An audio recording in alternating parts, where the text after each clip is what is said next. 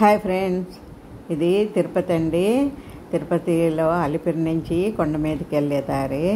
అలిపిరి దగ్గర ప్రతి వెహికల్ ఆపవలసిందేనండి. అక్కడ చెకింగ్ జరుగుతుంది. తర్వాత ఇదొకటి కొండ మీదకి వచ్చిన తర్వాత తిరుమల కొండ మీద ఇలాగా దీపాలు వెలిగిస్తారు కదా, కొబ్బరికాయలు కొడతారు. ఆ కిందన బుక్ స్టాల్ ఉంటుందండి. అన్ని భాషల్లో బుక్స్ అన్నీ దొరుకుతాయి. అంటే రథం పెడతారు కదా, ఆ పక్కన అన్నమాట. వివిధ భాషల్లోనూ భారతము, భాగవతము, రామాయణము అన్ని కథలు దేవుళ్ళవి దొరుకుతాయి అన్నమాట. తర్వాత మీకు మామూలుగా తిరుమలకి వచ్చినప్పుడు అందరూ స్వామివారిని దర్శించుకుంటారు. మిగతావన్నీ చూడరండి, అక్కడికి టైం కుదరక వెళ్ళిపోతుంటారు. కానీ ఈ టైం ఉన్నప్పుడు మాత్రము బ్రహ్మోత్సవాల్లో మామూలుగా స్వామివారిని ఊరేగిస్తారు కదా 4 మాడవీధుల్లోనూ. ఆ మాడవీధులన్నీ చూడండి ఎంత బాగున్నాయో మాడవీధులు. 4 మాడవీధుల్లో కూడా మనము నడవటానికి కాళ్ళు కాలకుండాను వైట్ పెయింట్ వేస్తారండి. ఆ వైట్ పెయింట్ వేసిన చోట నడిస్తే మనకు కాళ్ళు కాలకుండా ఉంటాయి. ఈ మాడవీధులంతాను ముగ్గులు కూడాను చాలా బాగా మంచి కలర్స్తో వేశారండి. ఇది స్వామివారి గుడికి పక్కన మాడవీధి అన్నమాట. ఈ మాడవీధుల్లోనూ బ్రహ్మోత్సవాలప్పుడు అక్కడ అటు ఇటు కూర్చొని జనాలు చూస్తుంటారనమాట. కూర్చోడానికి అన్ని సదుపాయాలు చేశారు. అక్కడే టాయిలెట్స్ కూడా ఉంటాయి, మంచినీళ్ళు తాగటానికి ఉంటాయి. తర్వాత సేవకులు ఉంటారు కదా, వాళ్ళు ఫుడ్ కూడా అందిస్తుంటారు, వాటర్ ఇస్తూ ఉంటారు. అన్ని సదుపాయాలు ఉంటాయండి. ఇప్పుడు మామూలుగా తిరుమల వెళ్ళిన తర్వాత అందరూ చేసే పని ఏంటి, ముందు వరాహస్వామిని దర్శించుకోవాలండి. ఇది పుష్కరిణి అండి, స్వామి గుడి పక్కనే ఉంటుంది. మామూలుగా తెల్లవారుజామున కొందరు అంగప్రదక్షిణ చేస్తుంటారు కదండి, పుర్లదండాలు అంటారు. వాళ్ళు ఈ పుష్కరిణిలో మునిగేసి క్యూలోకి వెళ్ళి నిల్చుంటారనమాట. ఈ పుష్కరిణిలో మామూలుగా అందరూ తలనీనాళ్ళు ఇచ్చిన వాళ్ళందరూ కూడాను ఇక్కడే మునుగుతారండి. మనము తిరుమలలో ఎన్ని రోజులు ఉన్నా కూడా మనకు ఇబ్బంది ఉండదండి. అన్ని సదుపాయాలు ఉంటాయి కాబట్టి ఏ ఇబ్బంది పడకుండాను అన్నీ బాగా చూసుకోవచ్చండి. ఎందుకంటే ఇలాంటి ఎక్కడా ఉండదండి ఇండియాలో. ఏ గుళ్ళో కూడా ఇంతటి సౌకర్యము ఇంత నీట్గాను మెయింటైన్ చేయరండి. ఇక్కడ చూడండి ఎంత పెద్ద గుడి, ఎన్ని లక్షలు కోట్లల్లో వస్తుంటారు జనాలు. అయినా కూడాను అసలు ఎక్కడ కూడాను కొద్దిగా కూడా అపరిశుభ్రత అనేది లేకుండాను ఉంటుందండి. చాలా నీట్గా మెయింటైన్ చేస్తుంటారు. ఇంతమంది జనాలు చూడండి, ఎక్కడ పడితే అక్కడ కూర్చుంటారు, ఎక్కడైనా పడుకుంటారు. అసలు ఎవ్వరు అబ్జెక్షన్ చేయరు, ఇక్కడ ఎందుకు కూర్చున్నారు, ఇక్కడ ఎందుకు పడుకున్నారు అనేసి ఎవ్వరు కూడాను అనరండి. అసలు గుడి అంతానో మనం ఎక్కడ తిరుగుతున్నా కూడాను మైకుల్లోనూ స్వామివారి గురించే వినపడుతూ ఉంటుంది. గోవింద గోవింద గోవింద ఈ నామం తప్పితే ఇంకేది వినపడదన్నమాట. అందరూ ప్రతి ఒక్కరి నోటి నుంచి క్యూలో వెళ్తున్నా కూడాను, స్వామివారి దగ్గరికి వెళ్తున్నా కూడా గోవింద నామాలే వినపడుతూ ఉంటాయి అన్నమాట. ప్రజలు కూడాను ఖాళీగా ఉండకుండా గోవింద గోవింద గోవింద అంటూనే వెళ్తూ ఉంటారు. ఎంత పెద్ద సిటీలో కూడా ఇంత నీట్గా మెయింటైన్ చేయరేమో అనిపిస్తుందండి. తిరుమలలో మాత్రము చాలా నీట్గా మెయింటైన్ చేస్తుంటారండి. సేవకులు కూడాను ప్రతి ఊరి నుంచి వస్తూ ఉంటారండి. అందరూ కూడాను చక్కగా ప్రసాదాలు ఇవ్వడం ఏంటి, వాళ్ళకు వాటర్ ఇవ్వడము అన్నీను చాలా బాగా వాళ్ళ విధులు నిర్వర్తిస్తుంటారు. చూడండి ఎక్కడ కూడాను మీకు ఎక్కడన్నా కూడాను అసలు చెప్పడానికి మనము ఏ ప్రాంతంలోనూ ఏ గుళ్ళోనూ చూడమండి ఇంత నీట్గా మెయింటైన్ చేయడము. చాలా నీట్గా మెయింటైన్ చేస్తుంటారు. మనము తిరుమల వెళ్ళిన తర్వాత మనకు అసలు ₹1 ఖర్చు కూడా ఉండదండి. దేనికి కూడాను ఒక చెప్పుల స్టాండ్లో పెట్టుకోవడానికి కానీ, ఫోన్కి కానీ, బ్యాగులు పెట్టుకోవడానికి కానీ, ఫుడ్కి కానీ అసలు దేనికి కూడా ఖర్చు ఉండదు. మనము తిరుమల అంతా చూడటానికి మ్యూజియము, పార్కులు ఉన్నాయి కదండి, అక్కడంతా తిరగటానికి కూడాను ఈ వెహికల్స్ ఉంటాయండి, దేవస్థానం వాళ్ళవే. ఆ వెహికల్లో ఎక్కడి నుంచి ఎక్కడికి వెళ్ళినా కూడా ఫ్రీనే అన్నమాట.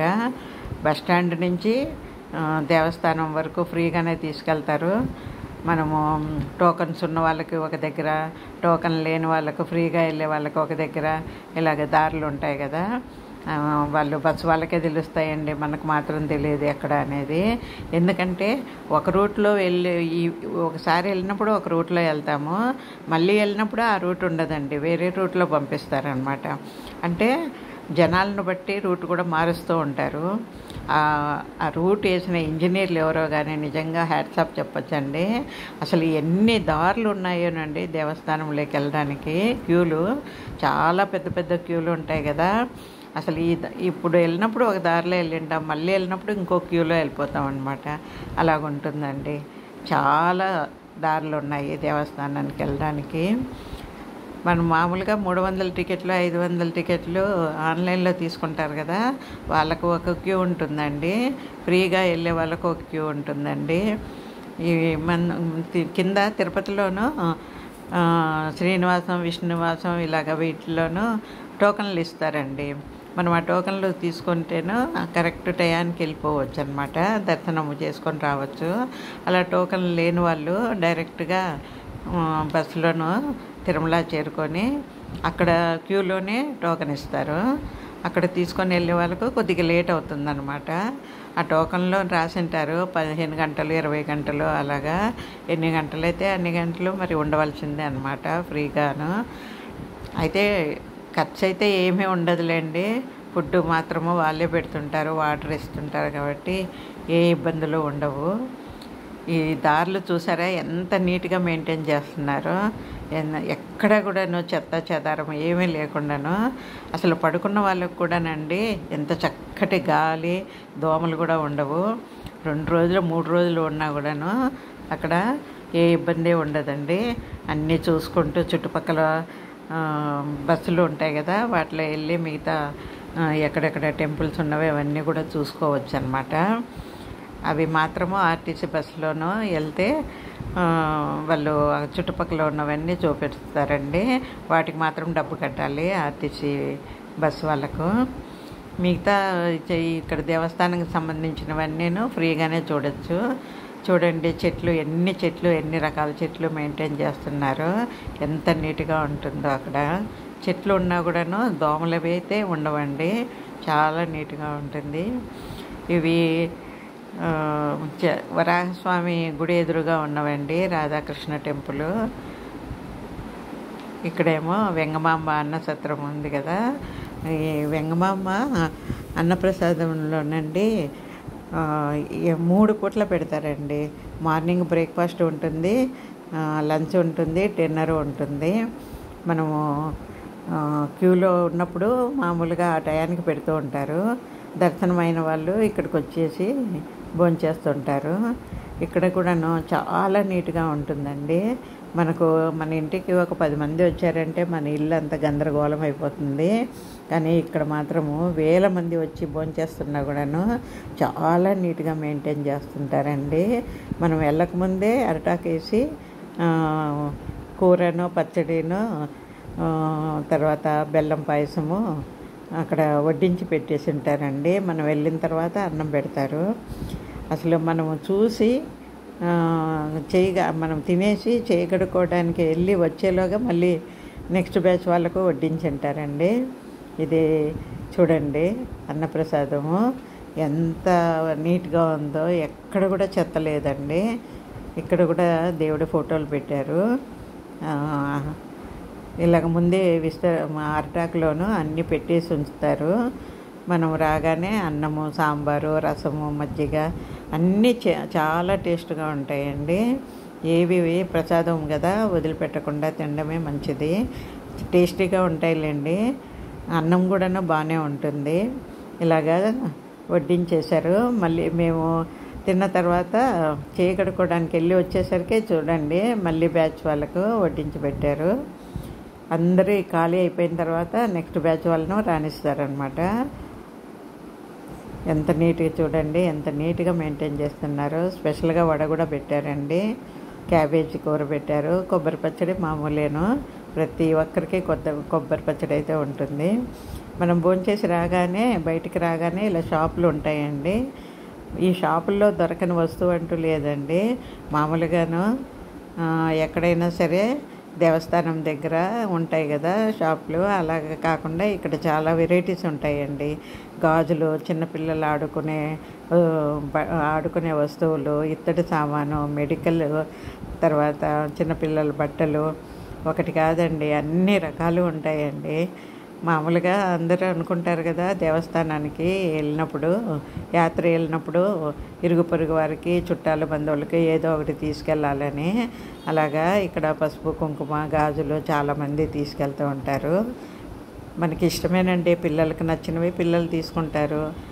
కొందరు బట్టలు బాగుంటాయి అనేసి దేవస్థానం దగ్గర కొన్నవి కదా, గుర్తుగా ఉంటుంది, ఏదైనా పండగలకు వేసుకోవచ్చు అనేసి కొందరు బట్టలు కూడా తీసుకెళ్తుంటారు. క్యూ చూసారా ఎంతమంది ఉన్నారు. సెలవు రోజుల్లో అయితేనో మరీ విపరీతంగా వస్తారండి జనము. అసలు కూర్చోడానికి కూడా ఖాళీ ఉండదేమో, అంత పెద్ద క్యూ అండి. అసలు ఎంత పెద్ద క్యూలో మనము ఎన్ని గంటలు పడుతుందో చూసారా.